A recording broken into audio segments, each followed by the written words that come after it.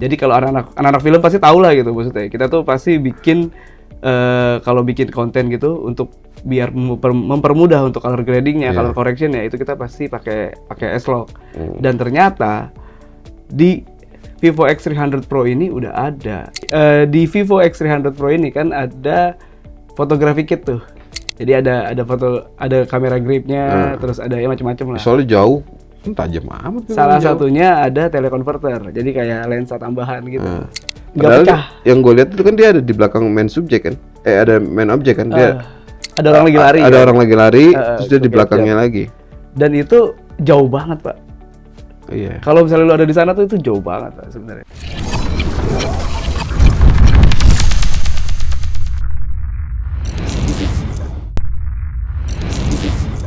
Halo Sobat Telset, balik lagi sama gua Hamzah. Kita ada di playlist Telset Launch, playlist tempat kita ngobrol bareng stakeholder teknologi, ngobrolin ngalor ngidur, dan yang pasti ngobrolin hal yang penting-penting terkait dengan teknologi. Oke, kali ini di studio Telset kedatangan tamu dari channel sebelah.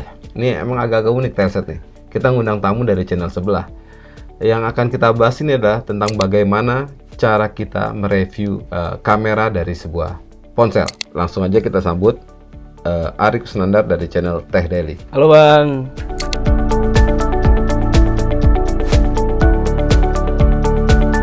Thank you. Apa kabar? Baik. Thank you banget nih udah diundang nih. Studionya keren banget lagi. Jadi kita konsepnya ngopi-ngopi aja. Mantap bener sih. Telset Launch bro. Bener sih, asik. Sebenarnya kita langsung aja to the point ya. Kenapa gua undang lo hari ini? Sebenarnya ada satu hal yang menarik di kepala gue gitu ya terkait dengan cara kita. Masing-masing reviewer kan punya cara unik untuk benar, setuju. Yang gue lihat cukup unik nih dari channel lo nih. Lo nge-review kamera dari sebuah handphone ini dengan cara lu bikinin konten sinematik pakai kameranya. Oh iya benar. Jadi yang lu show ke orang tuh bukan narasi tapi resultnya. Iya. Boleh lah sharing-sharing. Oke. Apa ide di balik itu sebenarnya? Oke. Tapi sebelumnya gue mau nanya dulu nih, lu suka nggak sama konsep gitu? Menarik. Karena menurut gua artinya lu nggak perlu capek berbusa-busa ngomong kamera ini bagus, kamera ini jelek. Lu lihat aja deh hasilnya. Bener, gitu ya. Nih hasilnya kayak gini bener. nih. Nah, gimana menurut lu? Jadi kalau ini gue cerita dulu ya biar ada konteksnya ya. Karena memang basicnya gue juga dari backgroundnya film ya maksudnya ya. Pernah kuliah gitu ya kan. Pernah kuliah apa lulus kuliah nih? Pernah kuliah. ini ribet nih soalnya kalau pernah lulus nih ya. Nah, setiap orang kan punya cara masing-masing buat nge-review kan. Nah, gue coba pakai pendekatan yang kira-kira tuh nggak banyak orang pakai gitu. Karena kalau memang kita mau bilang, oh ini kameranya bagus nih, hai guys kameranya bagus, itu channel-channel gede yang lain tuh udah pasti pada ngebahas itu gitu. Nah, gue coba ambil pendekatan yang kira-kira nih beda gitu. Yaitu salah satunya ya dengan ambil pakai ini bikin konten sinematik. Dan gue tuh sangat percaya ya, maksud gue untuk menghasilkan konten yang bagus tuh sebenarnya nggak terbatas dari device yang kita pakai sebenarnya. Artinya ini kan dua pendekatan yang berbeda. Bener. Lu pakai lu bikin resultnya sebuah anggaplah movie ya dari handphone yang lu review. Nah, kemarin gue lihat konten lu tuh. Apa tuh? Oh ya pakai X300. Bener, ini handphone ini bagus. Itu effortnya lumayan tuh kayaknya. Effortnya dalam artian ya mungkin nggak inilah ya, tapi paling nggak lu bikin cerita. Bener. Ya, lu bikin cerita terus lu shoot. Nah, yang pertama mungkin gue perlu tanya nih. Dari perspektif lu sebagai anggaplah DOP lah ya.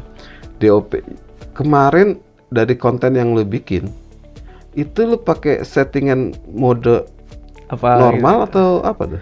Jadi nah itu dia nih. Tadi kan sempet gue bahas tuh di awal tuh kalau misalnya setiap smartphone tuh ya tadi tuh yang lu bilang main behind the gun-nya kan. Nah, kenapa kok ini kayak effort banget gitu ya kan? Karena memang gue tuh cukup yakin sama si Vivo X300 Pro ini. Jadi ceritanya nih kalau mau mundur lagi, gue tuh ngelihat podcastnya lu sama Mbak Alexa waktu itu.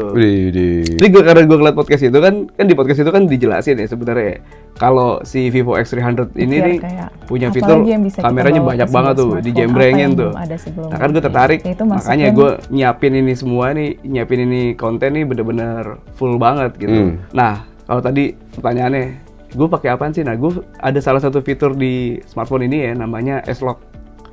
Jadi kalau anak-anak film pasti tahu lah gitu maksudnya. Kita tuh pasti bikin kalau bikin konten gitu untuk biar mempermudah untuk color gradingnya, color correctionnya, itu kita pasti pakai S-Log. Dan ternyata Vivo X300 Pro ini udah ada. Sebenarnya udah ada dari beberapa fitur yang sebelumnya. Tapi gue baru coba yang ini dan ya keren banget sih. S-Log-nya di-combine sama si device-nya, si hardware-nya tuh dapat banget gitu. Iya, 120 fps. Ngerekam pakai apa? Iya, pakai S-Log. Terus ya gue pakai di sebenarnya settingannya itu kan dia ada sampai 8K ya. 8K sebenarnya. Tapi gue coba mainin di 4K-nya. 4K CP20 itu enak banget sih maksudnya. Pertimbangannya apa?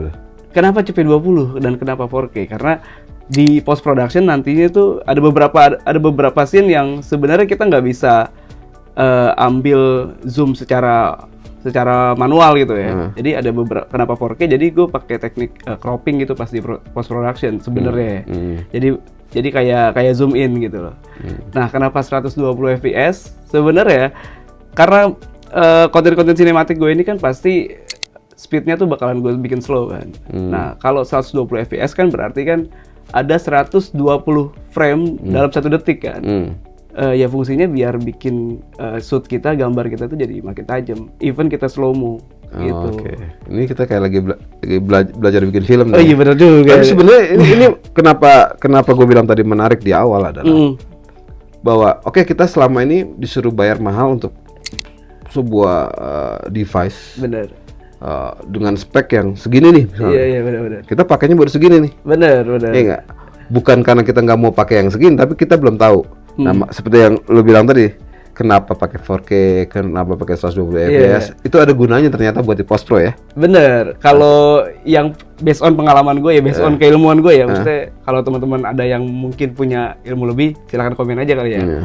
Silakan dikoreksi. Tapi ya memang kayak gitu. Jadi ada fitur-fitur yang sebenarnya mungkin nggak dipakai orang, tapi sebenarnya kepake banget gitu. Makanya kalau beli handphone gue tuh selalu kasih rekomendasi tuh beli handphone sesuai dengan apa yang kita butuhin, bukan gaya-gayaan gitu loh maksudnya.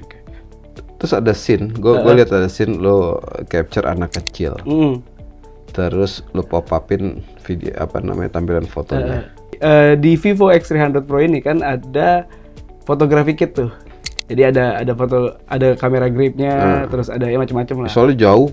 Tajam amat. Salah satunya ada teleconverter, jadi kayak lensa tambahan gitu. Ya gue udah pegang tuh. Ya lu udah pegang kan? Nah gue tuh manfaatin si teleconverter itu. Jadi kan gue mau kasih informasi ke orang-orang gitu ya. Kalau sebenarnya kita tuh bisa mengabadikan momen tanpa harus mengganggu si subjek atau objeknya gitu. Jadi tuh sebenarnya berfungsi banget buat kalau yang punya hewan peliharaan, kayak ada yang punya kucing gitu-gitu kan. Kita tuh bisa ngambil momen-momennya tuh dia lagi main. Ada punya anak kecil, lagi asik sendiri kan, kalau kita ganggu nanti dia ke distract. Makanya kita ambil dari jauh. Oke. Gitu. Terus ada scene juga yang lu nampilin si Angga lagi scroll. Iya.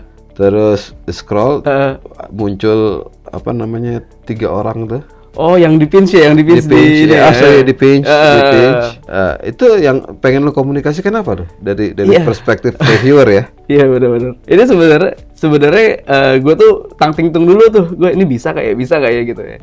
Jadi gue tuh mau mengkomunikasikan bahwa 200 megapiksel. Jadi di handphone ini kan ada 200 megapikselnya tuh ya, yang kata pakai Apo Telelens itu ya. Nah, 200 megapiksel ini beneran 200 megapiksel atau cuman gimmick gitu. Kan biasanya kan banyak tuh yang pikselnya gede-gede tapi gimmick kan. Interpolasi kan. Nah, makanya pas lagi si talentnya tuh si Angga itu foto, itu kita beneran ngasilin foto beneran kan pakai 200 megapiksel. Terus di video kan di preview kan sama dia di pins. Dan ternyata itu beneran tajam, Pak. Beneran yang belakangnya itu keambil, Pak. Iya kan, itu kan dia sebenarnya lensanya kayak setara dengan lensa telefoto 3,5 kali zoom kan? Iya benar 3. Iya 3,5 kali zoom. Nah artinya lu foto itu dari jarak yang cukup jauh dong berarti Bener, kan. bener. Terus lu zoom, lu pinch pinch, lagi dan crop itu lah ya. itu masih dapat ya barangnya. Masih dapat barang. Masih dapat fokusnya. Objeknya ya. fokusnya tuh masih dapat. Nggak Padahal pecah. yang gue lihat itu kan dia ada di belakang main subjek kan. Ada main objek kan dia. Ada orang lagi lari. Ada kan? orang lagi lari, terus dia di belakangnya lagi. Dan itu jauh banget, Pak. Iya. Kalau misalnya lu ada di sana tuh itu jauh banget, Pak, sebenarnya. 200 megapiksel sebenarnya gue pakai untuk motret terutama ya. Oh iya, pasti. Untuk motret ya karena tajamnya dapat. Bener. Yang mungkin jadi semacam catatan lah ya. Dan ini sebenarnya catatan untuk semua brand. Bahkan DSLR sekalipun gitu ya. Ketika lo create foto 200 megapiksel, masalah utamanya adalah shutter speednya ya. Iya. Nah, jadi kalau orang yang suka foto klik itu masih belum tepat lah ya. Iya benar. Belum tepat dipakai untuk setiap saat. Selain memorinya juga habis juga, berat juga kan. benar, Tapi untuk momen-momen kayak misalnya lo pengen motret misalnya gedung arsitektur gitu ya, itu pas banget sih. Iya benar. Dapat tajam. Ibaratnya yang belakangnya tuh lo ini masih dapat. Benar. 200 megapiksel bro. 200 megapiksel, Pak. Benar. Ya di kerjaan engineer gitu kayak offshore gitu kayak juga kepake tuh 200 megapiksel tuh karena dia bisa ambil dari jauh terus sama dia didetailin lagi untuk untuk barang-barangnya gitu. Ya, terus gue lihat juga tuh scene yang yang di atas lu motret arsiran itu. Oh, arsiran orang lagi gambar. Iya. Lukisan lagi pensil ngelukis, kan, sketsa. Itu pakai telekonverter juga apa enggak? Itu pakai telekonverter. Dari jarak jauh. Dari jarak jauh itu gue jauh banget, Pak. Jadi kalau lu kelihatan tangan doang pakai arsiran tuh bilang. Benar. Dan itu sebenarnya bisa lebih jauh lagi. Itu tuh belum sampai mentok gitu si telekonverter ya. Karena dia seingat gue tuh gue pakai kalau nggak 600 atau 400 mm. 400 Iya, yang milimeter gitu. Jadi dia ada sampai 1600, 800, 1600 sih ya. Nah, ini yang scene lu ngejar ibu-ibu ya? Iya, ada scene. Jadi itu si ininya kan lu ngejar ibu-ibu tuh kan kelihatan stabil. Lu pakai gimbal lagi nggak? Enggak. Yes. Serius enggak. Cakep ya? Parah banget, Pak. Makanya tadi kalau pertanyaan di awal, kenapa lu se-import ini? Karena barangnya sebagus ini, men. Jadi gue pengen eksekusi tuh bener-bener semateng-matengnya gitu. Jadi yang lo pengen tunjukin, ternyata bikin film bisa pakai handphone sekarang gitu ya? Bisa pakai handphone. Bisa pakai handphone. Oke. Ya, jadi kayak lo beli kamera tapi bisa buat nelpon lah ya. Oh gitu ya? Iya, kalau ini handphone ya. Jadi beli kamera ya, bukan beli handphone ya? Beli kamera bisa buat nelpon, WhatsAppan, pesan Gojek, macam-macam gitu. Lu udah bikin filmnya? Udah jadi banget. Ini lo upload di mana? Gue upload di Instagram. Jadi sebenarnya ini kan short movie 9 menit durasinya ya. Lama amat. 9 menit. Itu gue potong-potong jadi 3 episode. Gitu. Oh, ini udah kayak mini series di ini ya. Mini series di aplikasi platform ini lah. Iya.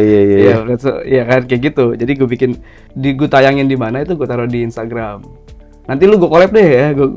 Boleh. Gue collab ya ke Instagram Meteoset ya. Boleh. Jadi gue taruh di Instagram episode 1, episode 2, episode 3. Teman-teman intinya harus nonton 3 episodenya karena di episode 1, episode 2 tuh dramanya itu selalu ada. Ada dramanya juga. Sebenarnya bukan drama kayak di sinetron ya, tapi lebih ke pertempuran hati gitu loh maksudnya dari si tokoh utamanya. Iya. Gitu. Oke, terima kasih sekali lagi telah datang di Telset Launch. Untuk sobat Telset, jangan lupa pantengin terus channel telset.id dan jangan lupa subscribe, follow, dan komen di bawah ini. Tetap kritis, semangat, dan sampai jumpa. Mantap.